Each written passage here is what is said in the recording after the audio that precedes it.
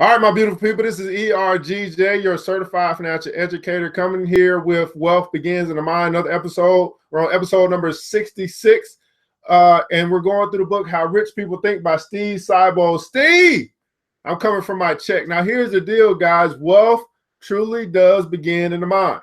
You must be wealthy in your mind long before you're wealthy in your wallet.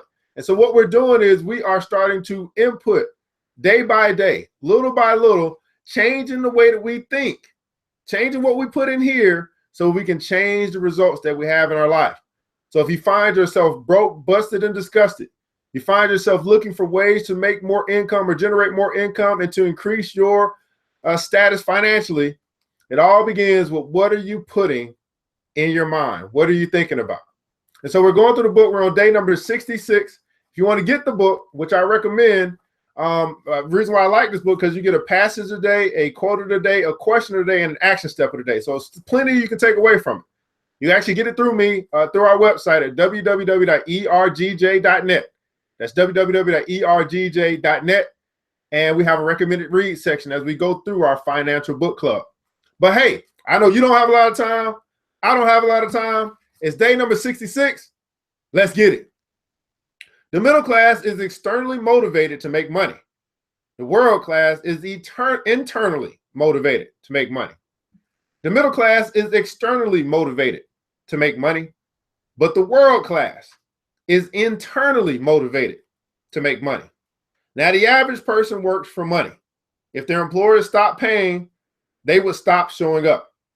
The great ones work because they love what they do, and their work is one of the most fulfilling aspects of their lives. So ask yourself, is your work, what you're currently doing, what you're currently working on, is it one of the most fulfilling aspects of your life? Now, the reason why you want to ask yourself that, because you spend a lot of time working, right? I mean, if you got a job, you're spending 40 hours a week working. You're spending more than a third of your day working. So why not? Why would it not be one of the most fulfilling aspects of your life? If it is, then you're in a great place. If it's not, you're probably thinking about changing. And that's what we're talking about here. We're talking about changing the way that we think. So the great ones work because they love what they do, and their work is one of the most fulfilling aspects of their lives. They take the same care selecting a profession as they do selecting a spouse. Once they discover their passion, I want you to write in the comments below, discover my passion.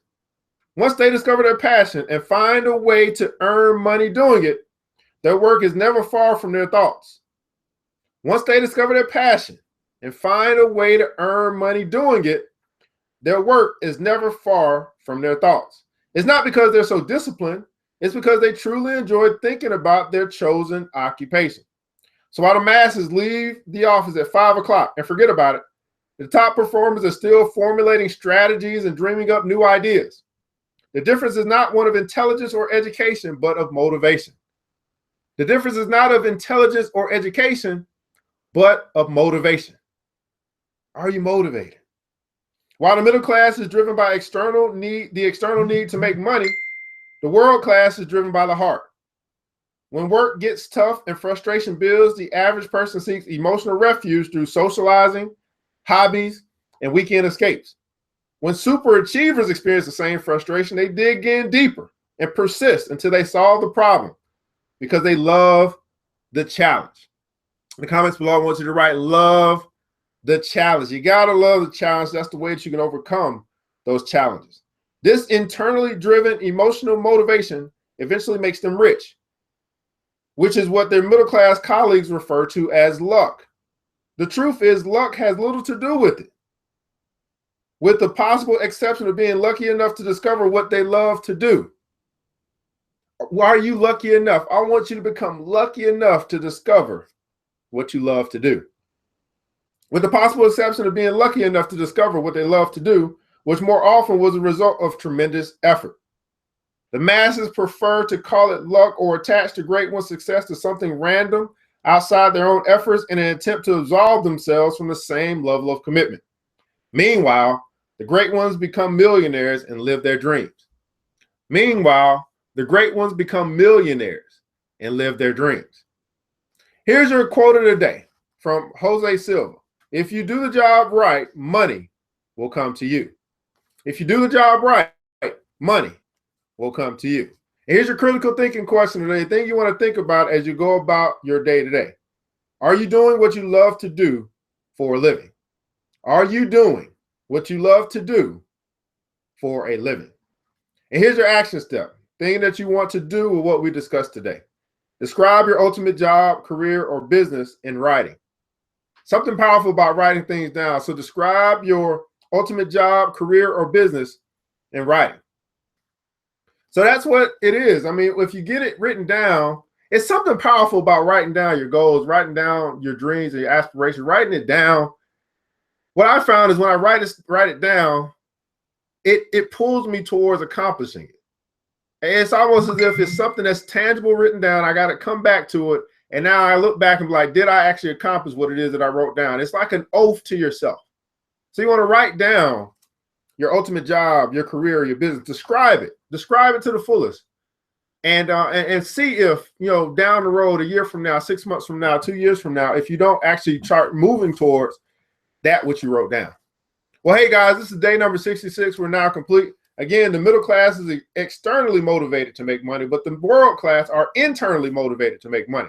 And I got to ask you, are you middle class or are you a world class thinker? This is day number 66 in the book, How Rich People Think by Steve Siebold. Steve, I'm coming for my check. And I'm ERGJ, your certified financial educator. We got a class coming up starting on Saturday for the kids.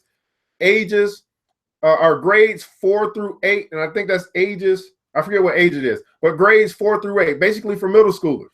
So if you have someone, your niece, a nephew, a brother, a sister, a son, or a daughter, that you think is important, it's valuable for them to learn about money at an early age, and I want you to get them signed up or registered for the class. You can find it at my website, www.ergj.net.